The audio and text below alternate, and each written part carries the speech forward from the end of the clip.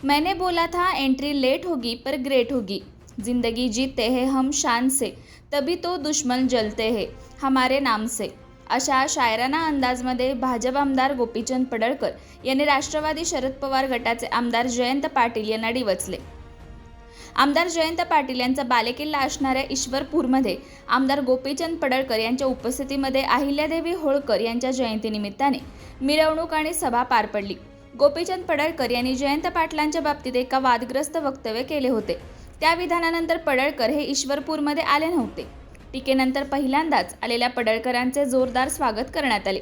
यावेळी सभेतून गोपीचंद पडळकरांनी जयंत पाटील यांचे नाव न घेता शायरीतून निशाणा साधत ममता बॅनर्जींची सत्ता जाऊ शकते तर एका साध्या आमदाराचे टेन्शन कशासाठी घेता असा टोला देखील पडळकरांनी लगावला आहे.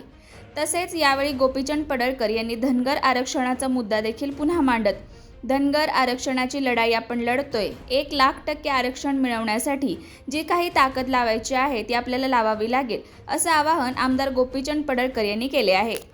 समाज व्यवस्थेने बल करावा, उगताला गुरासारखं मारला हे बरोबर नाही. आरक्षणाची लढाई आम्ही लढतोय आणि 1,00,000% आरक्षण मिळवण्यासाठी जी काय ताकद लावावी लागेल ती आपल्याला लावायची आहे. त्याच्यासाठी आपण संघटित होऊ, त्याच्यासाठी आपण ताकदीने पुढे जाऊ, त्याच्याबद्दल चिंता करण्याची काही गरज नाही. आपण त्या दिशेमध्ये सगळेजण एक दिलाने एक करायला आपण पुढे जायचं आहे. आज इकडे यायचं म्हटलं तर बरेच सगळे म्हणाले गोपीचंद बऱ्याच दिवसाला येतोय, म्हणजे बोला था एंट्री लेट होगी लेकिन ग्रेट होगी. जिंदगी जीते हैं हम शान से, जिंदगी जीते हैं हम शान से, तभी तो दुश्मन जलते हैं हमारे नाम से, तभी तो दुश्मन जलते हैं. आपल्याला काम करावं लागेल. अरे ममता बॅनर्जीची 15 वर्षाची सत्ता, ती कुणाला जुमानत नव्हती सत्ता. आज ती सत्ता राहिली का?